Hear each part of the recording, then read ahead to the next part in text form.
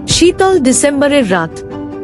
নীলিমা শহরের এক ব্যস্ত কর্পোরেট কর্মী, দিনের শেষে নিজের অ্যাপার্টমেন্টে ফিরে আসে। অফিসের চাপে ক্লান্ত, কিন্তু মনে একটা অদ্ভুত উত্তেজনা। কারণ কালকের রাতটা ছিল অন্যরকম। এক সহকর্মীর দেওয়া পার্টিতে তার পরিচয় হয়েছিল অদিতের সঙ্গে। অদিত ছিল কর্পোরেট জগতের উজ্জ্বল তারা, স্মার্ট, আত্মবিশ্বাসী এবং অতুলনীয় আকর্ষণীয়। তাদের কথোপকথন ছিল হালকা, তবে তার প্রতিটি কথা যেন একটা ভিন্ন সুরে বাঁধা। নীলিমা কখনো এমন আকর্ষণ অনুভব করেনি। রাতে একা বসে থাকতেই দরজার বেল বাজল। এত রাতে কে আসতে পারে? দরজা খুলতেই অদিত।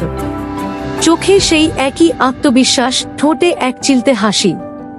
অদিত বলল, তোমার বাড়ি খুব সুন্দর, আমাকে ভেতরে আমন্ত্রণ জানাবে না? নীলিমার মনে অদ্ভুত এক খেলা শুরু হলো।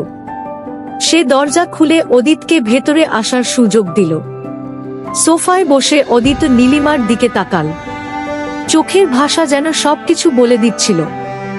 নীলিমা নিজের হাত কাঁপে চেপে ধরে রাখতে চেষ্টা করছিল, কিন্তু তার দৃষ্টি যেন অদিতের চোখ থেকে সরছিল না। কথার ছলে অদিত বলল, তুমি জানো, তোমার চোখ অনেক কথা বলে, কিন্তু তুমি বলতে ভয় পাও। নীলিমা একটু লাজুক হাসি দিয়ে বলল, সবাই সব কথা বলে না, কিছু কথা অনুভব করতে হয়। অদিত হালকা হাসল।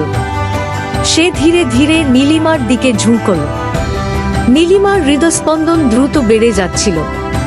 পুরো ঘরটা যেন নিঃশব্দে তাদের অপেক্ষায় ছিল।